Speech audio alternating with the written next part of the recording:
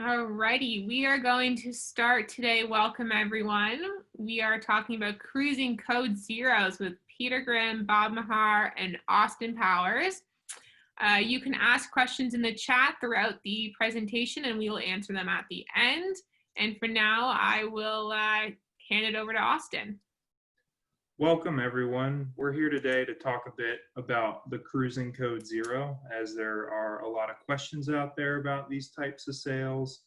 There's a lot of different names out there for these types of sails, and there's a lot of articles about these types of sails throughout the internet and in magazines. And we thought we'd clear up a lot of those questions and hopefully make you less confused than you might already be about these types of sails. My name is Austin. I've been in the sail making industry for about 4 years now, and I've been working with North for the last 6, and I've focused on both cruising and racing boats and a bit of one design as well. I have Bob Mahar and Peter Grimm with me, both from the Fort Lauderdale office. Bob, can you introduce yourself and tell everyone what you specialize in? Hi, I'm Bob. Been doing this for about 20 years. Which seems long until I got to the month of April. For the last, I don't know, 15, something like that, have spent a lot of time on big cruising catamarans and have been fortunate enough to play with a lot of those sails.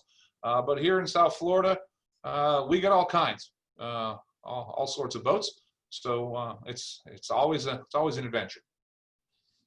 And Peter, what about yourself? Yeah, thanks, Austin. I'm Peter Grimm. I grew up in Fort Lauderdale.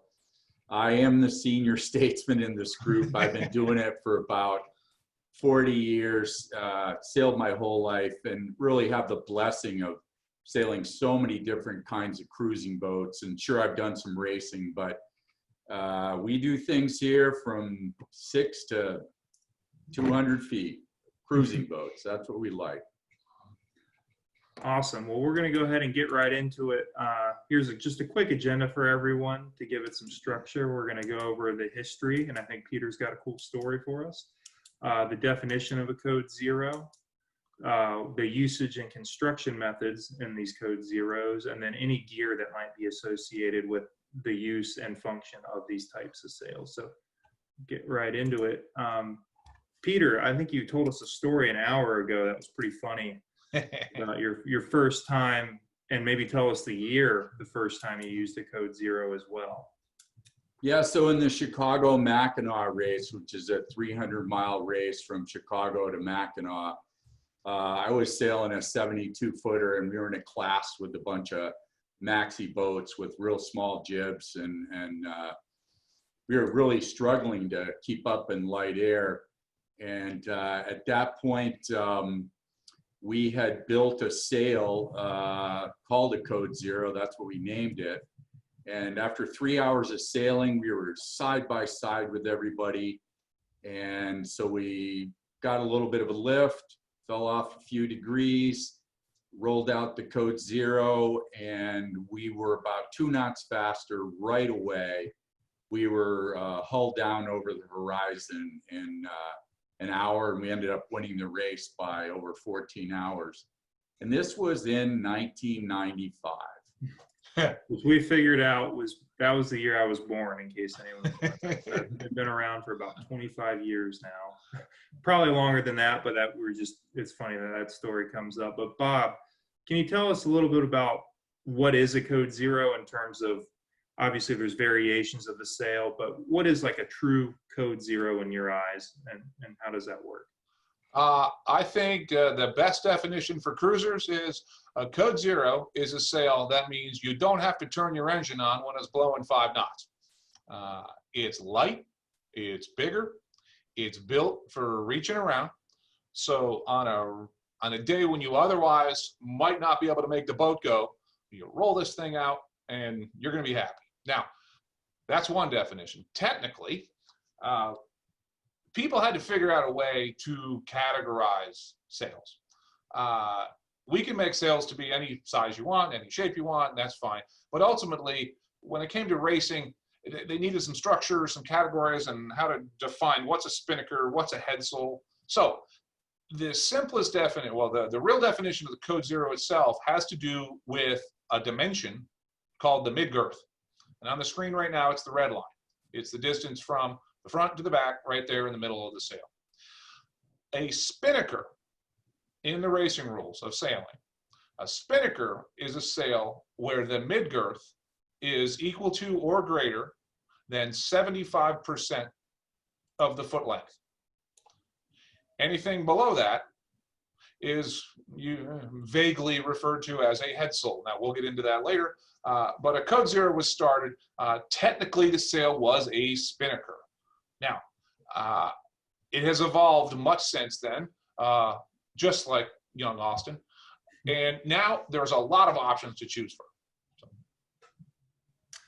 Awesome. And Peter, can you tell me a little bit about what's going on over here on the right? We have a J46, which is, very familiar for a lot of cruisers. Maybe it's a boat that uses a Genoa. Probably that looks to be about a 135, 140% Genoa. What do we have going on over here? That's actually a great example. I've sailed a J46, and if you were sailing in, say, 7 knots of wind, and you were trying to go, reaching with your 135 Genoa, you'd be going about 5 knots, 6 knots. If you'd roll out the Code Zero, you'd be going 7 to 8 knots. I mean, it's a dramatic difference.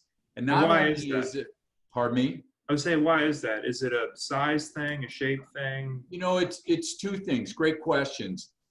There's no substitution for sail area, but the design of the sail is set up so the leading edge is straight, like a Genoa, and the back end of the sail is elliptical, like a spinnaker. So it allows the air to travel over the backside of the main faster and create more low pressure and increase the boat speed. But it's a game changer. I mean, like Bob said, it's a difference between powering and sailing. Yeah, I think it's pretty awesome the first time you get a customer roll one out and to see the smile on their face when the boat that they never thought would move in that type of air just starts ripping along like it's a race boat. Well, the other thing we've seen, and we were talking about this before, the design lately in monohulls and especially in multi-hulls has been larger mains and smaller jibs. And smaller jibs because when larger jibs have more sheet, more work to do in the tacks, people want things easier. So self-tacking jibs are or smaller jibs that aren't that hard to tack are really in vogue right now. The problem is they don't give you a lot of horsepower, especially as you start to reach. So what do? You put on something like this. Mm-hmm. So moving on, north, we call our line of cruising sails or cruising off the wind sails, we classify them with a G in front of whatever number it is. Can you explain the origin of that? And then kind of how do these classifications work between a standard Genoa all the way through to the G2 on the right? What's the differences here? You want me? Yeah, go ahead, Bob. Good. This kind of shows a little of what I was talking about before, how sails like this can come in all shapes and sizes. We could build something anywhere in between any one of these things. But at some point, you have to start defining them and naming them a little bit. So obviously on the far left, typical Genoa. Genoa is going to have a mid-girth of around 50%. That means the line across the middle of the sail there is going to be about half of the line, of the foot length, like that. That's a Genoa. On the far right of the whole screen, that's a big running asymmetrical spinnaker. The middle of that sail, if you took 2 people on either side and you pulled it out and you measured it, it's going to be 100% the same length as the foot at the bottom. That's a big, deep runner. Now there's sails for every wind angle and every kind of boat in between that. From the left, the G0 is the cruising Code Zero that North offers. The G series refers to Gennaker. Gennaker is a very, I'll say, previously undefined term that gets used in a lot of different ways in a lot of places. But the North G series refers to the Gennaker. The first is the 0, encompassing sails that really can have mid-girths anywhere between like 55 and 65 right there. We'll get into why you might want one a little fatter or a little skinnier a little bit later. The true Code Zero, obviously 75% mid-girth, probably overkill for most cruising boats, although there's certainly applications, probably more of a racing sail. Then a G1 is an all-purpose asymmetrical, and then a G2 would be much more of a downwind running sail. So is that pretty much covered? Yeah, absolutely. As we move forward, I have a usage chart here which shows, the intended apparent wind angle uses of just the 3 cruising sails, which I think we're going to kind of hone in on for the rest of this talk. Peter, can you describe to everyone what they're looking at and maybe explain how to read this chart? This is kind of a snapshot of intended usage, as you said. So if you look at the G0 and you start at 5 knots of true wind speed, you're going to be sailing, inside right around 45 apparent wind angle. But note I said you are going to be sailing as opposed to motoring. Now the G0 continues to have a nice range as the wind speed builds. It allows you to sail, deeper and deeper angles. And this is again a suggested usage. You'll find in 10, 12 knots of breeze, you could sail probably 110 to 120 degrees apparent, even to the point where you could go wing and sail, pretty much dead downwind with the G0.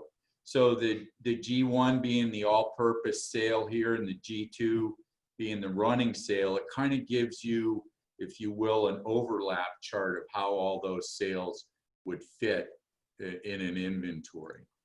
One thing I got to say to our catamaran people here, no sail that sheets outside of your shrouds is going to let you sail up around 45 degrees. The boats are so wide, the sheet angles are so wide.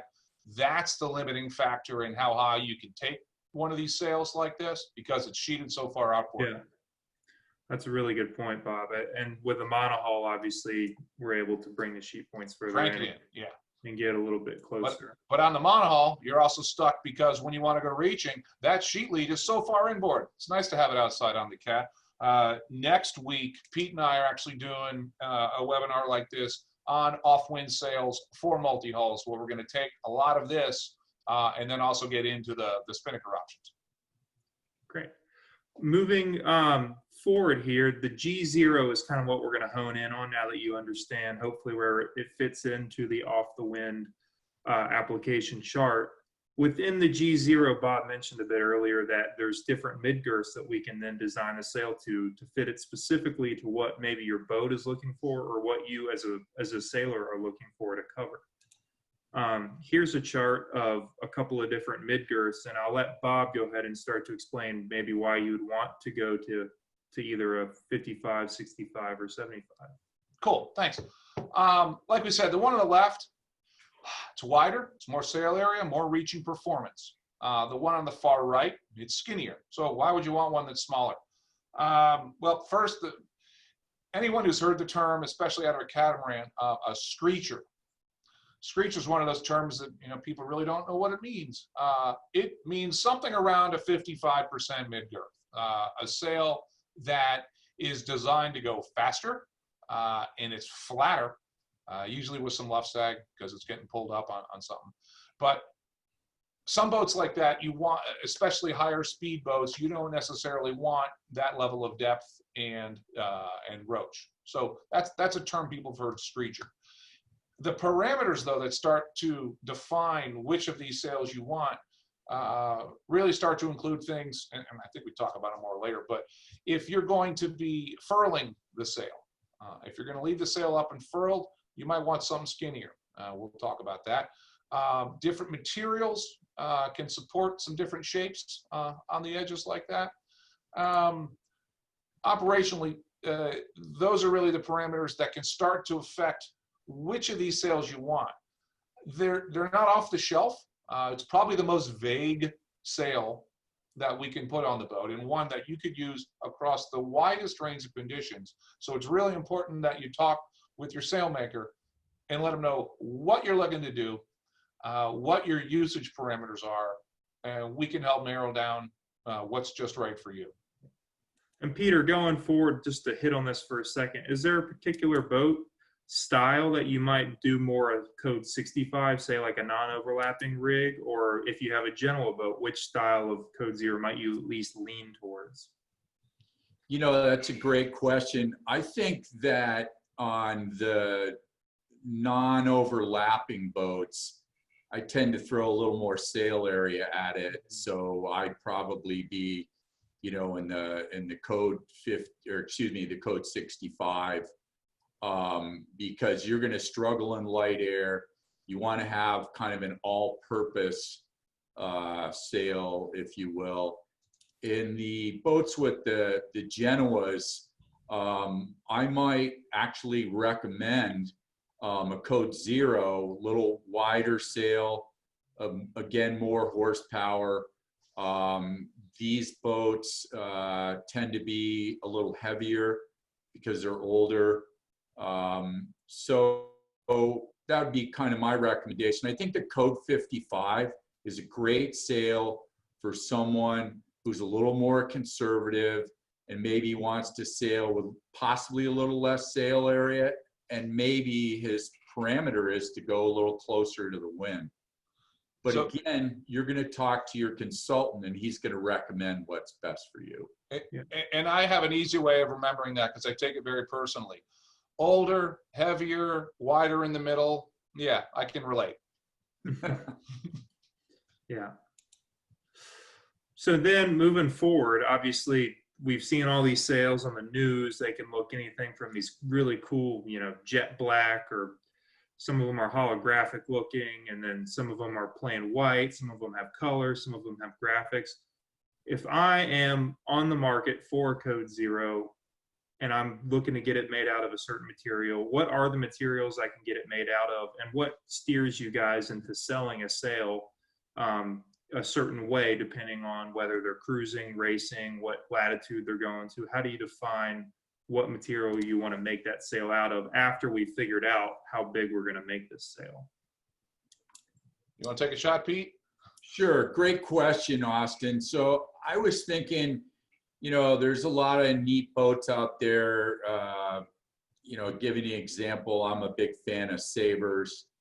And, you know, if you take a boat that was designed kind of a standard boat, overlapping Genoa, guy wants to go day sailing, maybe a little coastal sailing, I'm going to recommend a nylon sail. Real simple. It is going to be, let's say it's a code 65 or G0 with that mid-girth. Real simple setup, no sun cover. I'd be able to hoist it up at the dock, go sailing with it all day, roll it up. You could go sailing the next day, over the weekend, and then you could take it down and put it away. But real basic and simple, not a fragile sail at all, but a sail that's really doesn't break the bank and kind of fits into your requirements. Okay, and then moving forward into, say, like a polyester, you know, cruising code 0. Bob, you want to touch on that a bit? When do you steer people in that direction? Yeah, I come at it from this side. I think headsels like this are a trade-off between performance and convenience. Most of the time, especially in the catamaran world, boats can have a bowsprit. Boats sometimes a little larger, you know, 40 feet and up. Suddenly the luff lengths get bigger, the sails get a little bigger. Most people want to leave these things up and furled and not think about it. Now, there's a limitation on that. The furlers themselves, you have to watch. If you don't know a couple of things, they might tend to come undone on you when you really don't want that to happen. But in general, you want to leave them up and furled. If that's going to be the case, you need a few things. We talked about like roach size. You want to get it a little smaller like that, so it's a little skinnier in the middle. But when it comes to the fabric selection, you really want a rugged and durable fabric. That's got a couple of benefits. Here in Florida and in Point South, you want something that if it does get some mildew on it, it can scrub off. You want something that's not going to be bothered by heat and cold cycles, and woven polyester is wonderful for that. And also, frankly, if you're kind of new to the boat or new to sailing or new to these sails, you want something that can take some punishment. If you're not paying attention and the boat tacks or jibes or you're sloppy when you're furling, this thing might bang into the rig or shake itself around a little bit. You really want something that's rugged, that can take some punishment. That's woven polyester. The negatives are it's a little stretchier. If you're using it primarily above a beam reach and where sail shape matters the most, it's going to stretch, like the nylon will. But compared to a light laminate, it's going to stretch a little more. But for most people, they're just looking for something big they can roll out, go sailing with. And a woven polyester is a basic, rugged way to do that on a larger boat. And you can add a UV cover to those as well, right? Oh, absolutely. When I say leave it up and furled, I'm talking weeks, not hours. It's not a sail you're going to want to hassle with when you're done sailing for the day. You want to treat it operationally like a Genoa. Again, the little asterisk that I'm putting in there is Code Zero furlers have a couple of tweaks. You don't want them spinning out when you're not ready, but that's another conversation. Gotcha. And then finally going into a more, I guess, higher tech cloth is the laminate options that are out there. And Peter, I'll let you hit back on that since you're the big, you won the races and you've seen all this tech develop over the last, we'll just say a couple of decades. Right. Yeah. Okay. Okay. When would you use a laminate? Exactly. So a laminated sail is going to be the highest performance for a couple of reasons. It's the lightest weight. It's going to be the sail that's going to hold its design shape over all the wind ranges. It's going to allow you to tweak it and adjust it, which will also help the boat speed. It actually fits into cruiser racers or a guy who's, does more racing than cruising, because it's not necessarily a fragile sail. In fact, they're pretty tough. You can get them with various surfaces called taffetas that could even make the sail, more grunty. But let's say you're a Wednesday night racer, you're a point-to-point PHRF guy. This sail is really going to do the trick and really get you out in front of the pack, as opposed to a nylon or a polyester sail. And this sail is going to have some weight savings as well, right? Which might be important for bigger boats. Yeah, I think we did a study at one point, and they were, 60% lighter than, say, a polyester sail. It was a big difference. One thing on that, on a big cat, let's say, or even a monohull, when you start getting to luff lengths of, say, 60, 70 feet, sure, that thing's up and furled, but when you take it down, it's physically heavier. And just moving it around the boat is a whole lot easier when it's made out of a laminate that's lighter. Also, when sailing, the whole point of this thing is to pull the boat. In the lighter winds, the lighter fabric is going to do a better job inflating and pulling the boat. So I often, for that purpose, will end up quoting on the bigger cats and bigger monohulls, one of each, just in discussing the merits. Sometimes the sail in the picture there, that doesn't have the cruising taffeta. This stuff comes with a coating on the outside that doesn't, it makes it a little heavier, but it's a little tougher. It's a little better for cruising boats. So you can get some of that performance without really sacrificing any durability. Yeah, I think that's important. And it sounds like the crux of what we want to point out here is you want to have that conversation once you figure out the dimensions, about then be totally honest about how you really think you're going to use the sail, and then we can point you, in the right direction of what's going to work best for you in terms of fabric. Even though, like, say, a polyester white sail might not look the highest tech out there, a lot of times it's probably the best option that's going to do everything you want it to do and more. And if you want it to look good, we can put graphics all over that thing. We've done anything you want. So we'll dress it up. Hey, if you want a nylon sail, I'm your guy. So guys, I think it's pretty clear that these sails we want them to furl. They're easier to use to furl. We want to put them on a furler if we're going to have a sail like this because it just overall makes the experience better for everyone. There's top down and bottom up furling options out there. Do you guys have a specific type of boat or size of sail or mid-girth of sail that you might steer a person one way or the other in terms of the top down, bottom up argument, or not argument, but solution?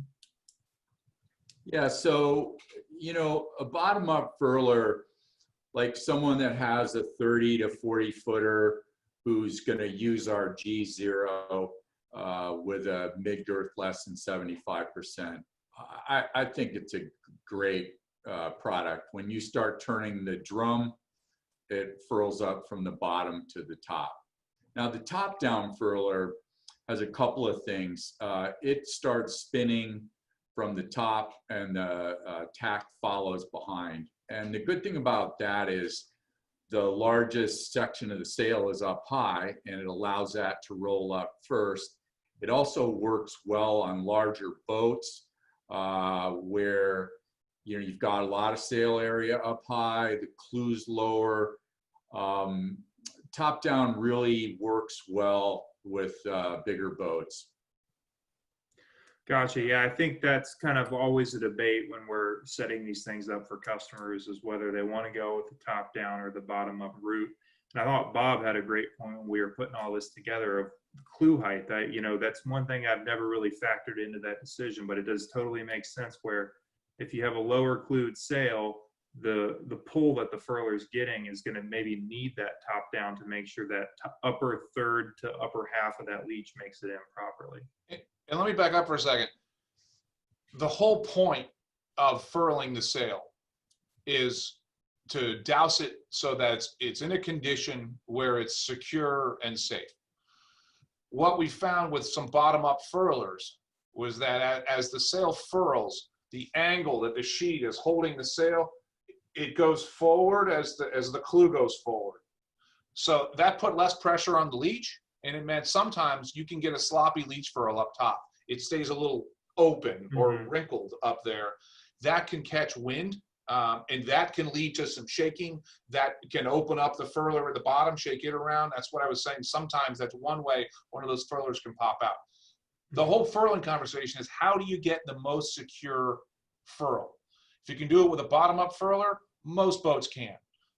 When they start to get bigger or the sail perimeters start to change, which would be lower clews, bigger middles, that's when spending the extra couple of bucks converting the Code Zero furler to the top-down furler is an extra piece of security to make sure that sail stays furled and unfolded up top, nice and secure. Yeah, so I want you guys to know Bob's mother is Italian, and that's why all the body language and the hand signs. Hey! Yeah, okay. Oh, wait, we forgot something. Mr. Nylon, forgot about dowsing sleeves. If you want a nice nylon Code Zero and you're looking to save a couple bucks, a dowsing sleeve will work fine with that too.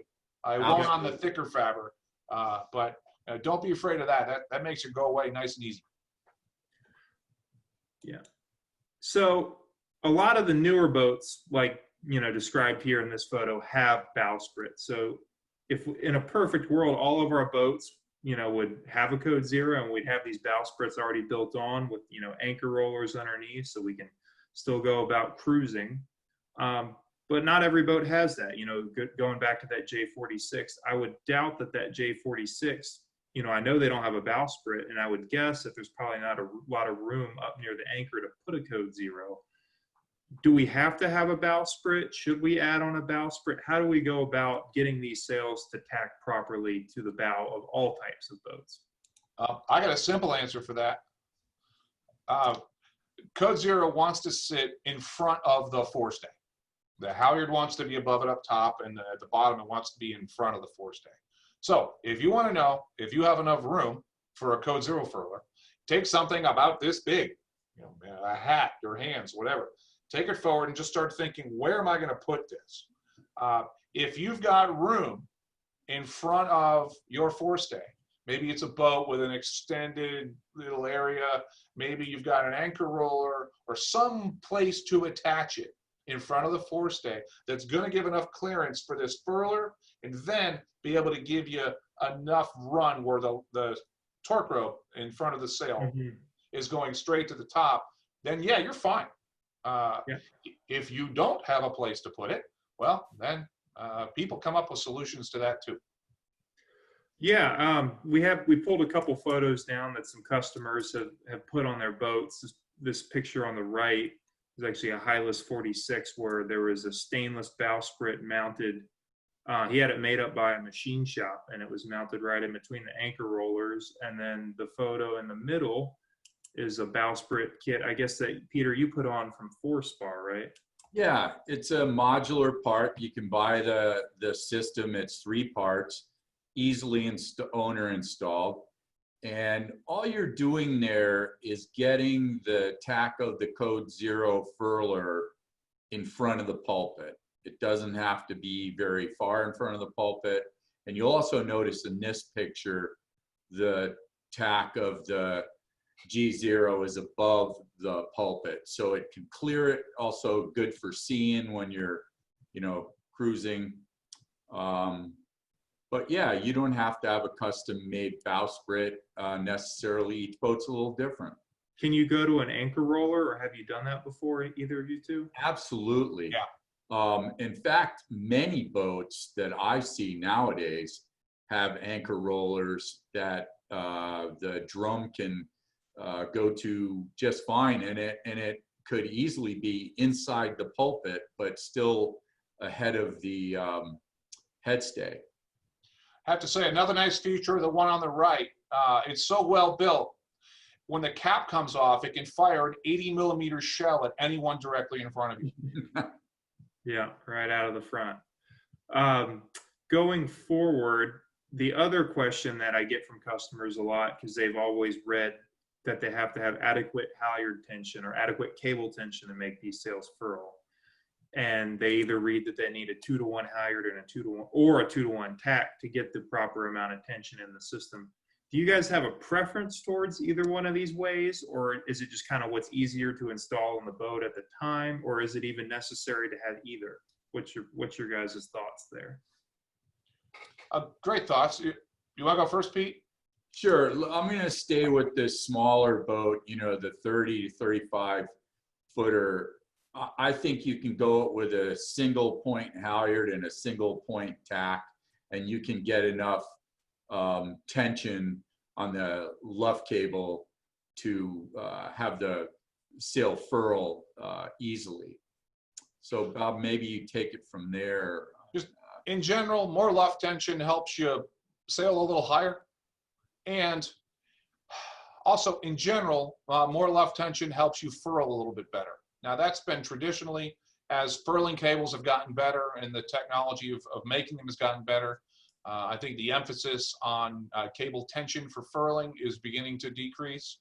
But in general, yeah, you want it tight. So 2-to-1 gets it tighter than single line. On a bigger boat, the tension that you're going to put on a single line halyard is going to lead to some stretch in that halyard. And